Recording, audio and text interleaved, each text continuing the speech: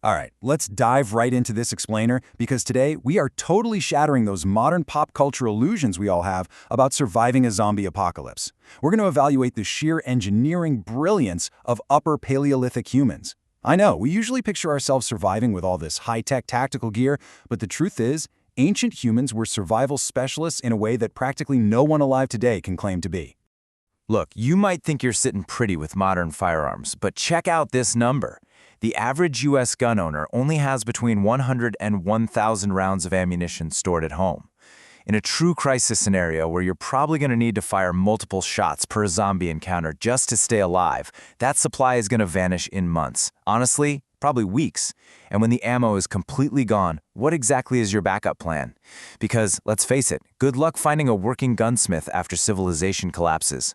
So to really understand why our ancient ancestors would just easily outlast us, here's what we're covering today. First, the modern ammunition problem. Then we'll rate some zombie survival weapons, analyze the actual Paleolithic arsenal, look at their brilliant 5-layer defense system, and finally, talk about our lost survival skills.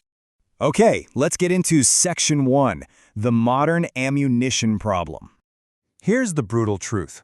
Unlike our finite boxes of bullets, ancient humans spent 200,000 years perfecting weapons that could literally be repaired and rebuilt forever, using materials found anywhere in nature. They didn't have ammunition to run out of. Every single weapon they crafted was designed for one highly specific purpose, which was killing large, dangerous things that actively wanted to hurt them. Which brings us to Section 2, rating zombie survival weapons.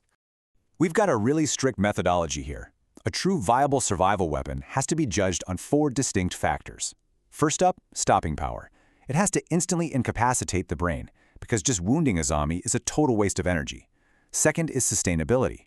Can you infinitely repair it without a modern factory? Third, noise level, because being silent is strategically superior in almost every situation. And fourth, ease of use. Basically, what's the practical learning curve for your average survivor? All right, moving on to Section 3. The Paleolithic arsenal analyzed. When you look at this timeline spanning millions of years, it is honestly mind-blowing to realize that these early humans were incredibly sophisticated engineers. I mean, they went from the teardrop-shaped hand axe 1.7 million years ago, making a massive jump down to wooden thrusting spears and controlled fire hundreds of thousands of years ago, all the way to incredibly complex arrowhead microliths and bola stones just 9,000 years ago. They were constantly iterating, constantly improving their defensive tech. And they had specialized solutions for absolutely everything. Want to keep a target at a distance? The thrusting spear gives you a 2-meter buffer. Need unmatched durability for skull-crushing direct combat? Grab the weighted mace. Need to immobilize something? The bola wraps right around their legs. They even used fire and pit traps to passively manage the battlefield. Let's actually break a few of these down to see how they work. Let's start with the classic hand axe. Now, yeah, this is extremely dangerous to use because you have to be at biting range, literally arm's reach. But a direct blow with this simple stone tool delivers such concentrated force that it can easily shatter the thinnest part of the human skull. That's the temporal bone, which is only about 3 millimeters thick. That instantly destroys a zombie's brain. Plus the best part? It requires zero maintenance, other than just periodically sharpening the edge. But you guys, the real game changer is the atlatl.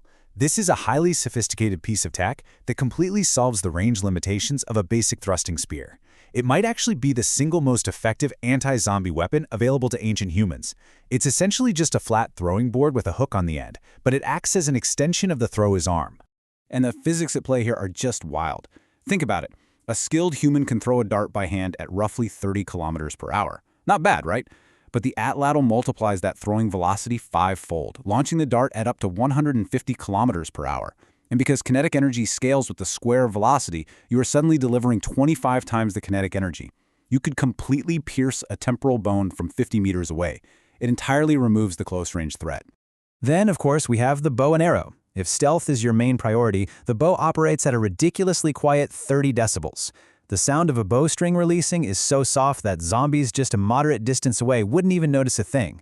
This stealth advantage means a skilled archer can silently fire up to 20 arrows a minute without drawing the rest of the horde down on them. And we absolutely cannot forget traps. Traps are literally the only weapon that kills while you're sleeping. By pairing deep pit traps with simple, passive noisemakers, like hollow bone tubes filled with pebbles, ancient humans could exploit a zombie's predictable straight-line sensory mechanics.